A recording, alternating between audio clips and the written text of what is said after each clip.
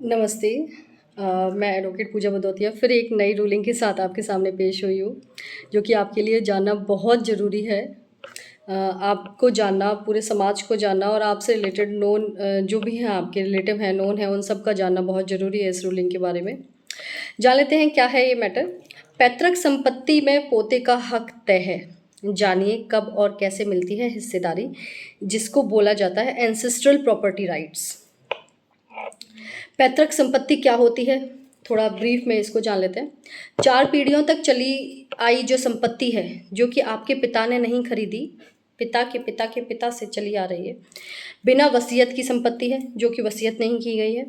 पिता दादा परदादा परदादा से प्राप्त हुई है, जो मैंने अभी आपको बताया। स्वतः अर्जित संपत्ति नहीं है, जो मैंने आपको पहले भी बताया कि आपकी पैतृक संपत्ति नहीं है, यानी कि आपके पिता ने उसको अर्जित नहीं किया, वो चली आ रही है, एंसेस्ट्रल प्रॉपर्टी है। हिंदू उत्तराधिकार अधिनियम 1956 के तहत क्या है, हिंदू सक्सेशन एक्ट 1956 लागू होता है। कोपार्शनरी सिस्टम्स की मान्यता है इसमें। 2005 संशोधन के बाद महिलाओं को भी बराबरी का हक मिला, यानी कि कोपार्शनरी जो राइट्स हैं, जो कोपार्शनर्स हैं, वो पहले 2005 के अधिनियम से पहले सिर्फ बेटों को मिलता था, जो कि 2005 के संशोधन के बाद बेटियों को भी कोपार्शनर राइट्स बराबर मिलने लगे हैं। बेटा और पोता दोनों को पार्टनर हो सकते हैं उसके साथ में, यानी कि 2005 से जो संशोधन हुआ है, जिसमें बेटों के साथ में बेटियों को भी को पार्टनर बनाया गया है, उसके साथ में अभी एक जो नई रूलिंग आई है, इसमें बेटियों के साथ पोतों को भी को पार्टनर राइट्स मिले हैं। पोते का हक कब और कैसे शुरू होता है, जन्म के साथ ही पोते का हक शुरू हो जाता है। पिता के जीवित होने या ना होने पर इससे कोई प्रभाव नहीं पड़ता उसकी राइट पर, मतलब पोते की राइट पर कोई फर्क नहीं पड़ता कि पिता जिंदा हैं या नहीं हैं। पैतृक संपत्ति में पोता सहस्वामी है। वसीयत और पैतृक संपत्ति क्या होती है ये जान लेते हैं। पैतृक संपत्ति को वसीयत से पूरी तरह नहीं बांटा जा सकता। को पार्टनर्स के हक को बिना सहमति के रोका नहीं जा सकता।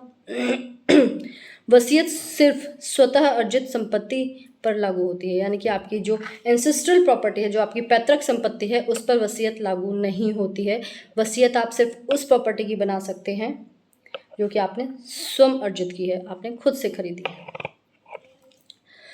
सुप्रीम कोर्ट का दिशा निर्देश इसमें क्या है वो जान लेते हैं। ये मैटर, ये मुद्दा क्यों उठा, इस पर निर्देश क्यों देना पड़ा, कौन सा मामला था वो उसका नाम जान लेते हैं उस केस का। विनीता शर्मा वर्सेस राकेश शर्मा 2020 का ये मामला है। बेटी और बेटा दोनों को बराबर अधिकार मिलना, पोता संपत्ति में सह उत्तराधिकारी होना, पहले बंटवारा हो तो अलग स्थिति, यानी कि पहले बंटवारा हो तो अलग स्थिति, यानी कि इस मामले के फैसले से पहले अगर बंटवारा हुआ है तो यह स्थिति, यानी कि यह दिशा निर्देश उस पर लागू नहीं होंगे। संयुक्त परिवार और कोपार्शनरी जान लेते हैं क्या होता है, जो कि आप लोगों को जानना बहुत जरूरी है।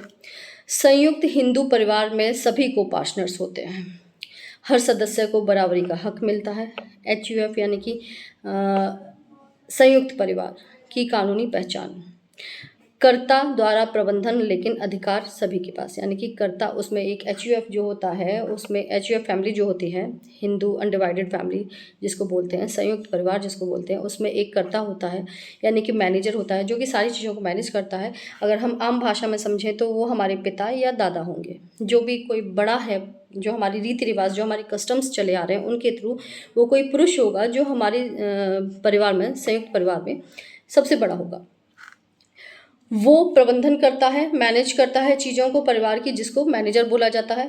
लेकिन उनके बावजूद सिर्फ मैनेजर का काम है चीज़ों को प्रबंध करना, लेकिन जब बात आती है अधिकारों की तो अधिकार सबके पास होंगे। आपके बेटे के पास तो शुरू से ही चले आए हैं, बेटियों को 2005 के संशोधन से मिलने लगे हैं, और अब जो ये 2020 का निर्णय आया है, इससे आपके पोतों को भी मिलने लगे हैं।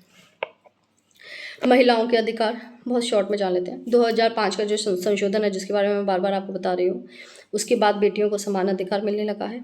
शादी के बाद भी अधिकार बना रहता है, यानी कि यह नहीं है कि आपकी बेटी की शादी हो गई तो उसके बाद अधिकार नहीं मिलेगा, नहीं। बेटियां अपनी शादी के बाद भी अपने एंसेस्ट्रल प्रॉपर्टी से या आपकी पिता के द्वारा अर्जित की हुई प्रॉपर्टी में समान अधिकार रखती हैं।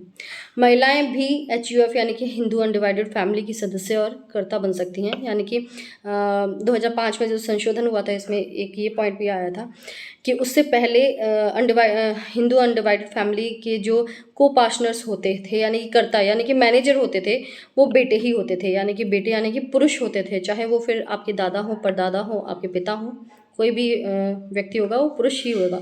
लेकिन 2005 के संशोधन में आपकी कर्ता यानी कि मैनेजर महिला भी हो सकती है।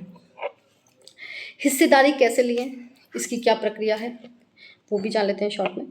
संपत्ति का बंटवारा करें, यानी कि संपत्ति अगर आपको अपना हिस्सा लेना है, पोते को अपना हिस्सा लेना है, तो संपत्ति का बंटवारा होगा, पार्टीशन म्यूटेशन डाला जाएगा, उसके बाद ही आप संपत्ति में से अपना हिस्सा ले सकते हैं। राजस्व रिकॉर्ड्स व खतौनी जांचें, यानी कि आपको राजस्व कोर्ट में जाके राजस्व रिकॉर्ड्स देखना पड़ेगा और खतौनी जांचनी पड़ेंगी कि उसमें पहले से किसके नाम चढ़े आ रहे हैं। कानूनी नोटिस भेजें, जो हैं उस खतौनी में जिसका नाम है आपकी हिंदू अनडिवाइडेड फैमिली में, उन सबको नोटिस जाएंगे, उन सबको सूचना जाएगी कि हम इसमें से बंटवारा कर रहे हैं। आपको कोई आपत्ति तो नहीं है? अगर आपको आपत्ति है तो आप आकर अपनी आपत्ति जाहिर करें। दीवानी अदालत में यह दावा दायर किया जाएगा। म्यूटेशन और रजिस्ट्री अपडेट करें, यानी कि म्यूटेशन यानी कि जो पार्टीशन हो जाएगा, जो बंटवारा आपका मिल जाएगा आपको, उसकी रजिस्ट्री करवाएं और उसको अपडेट करें खतौनी में। कुछ और भी प्रक्रियाएं इसमें हैं जो डिटेल में मैं एक वीडियो अलग से बनाकर आपको बताऊंगी, उसके लिए वेट करें। मुझे बताएं कमेंट बॉक्स में कि ये जानकारी, ये रूलिंग आपके लिए कितनी महत्वपूर्ण थी। क्या आपको इससे कुछ हेल्प हुई है, या अगर आपके नोन में, आपके रिलेटिव में अगर ऐसी कोई प्रक्रिया किसी के जीवन में चल रही है तो आप उससे ज़रूर शेयर करें ताकि उसको कुछ हेल्प मिल सके। और अगर आपको मेरा वीडियो अच्छा लगा तो लाइक ज़रूर करें। आपके लाइक्स नहीं आ रहे हैं जिससे मैं थोड़ा सा हतोत्साहित हूँ, आप मुझे लाइक्स करें।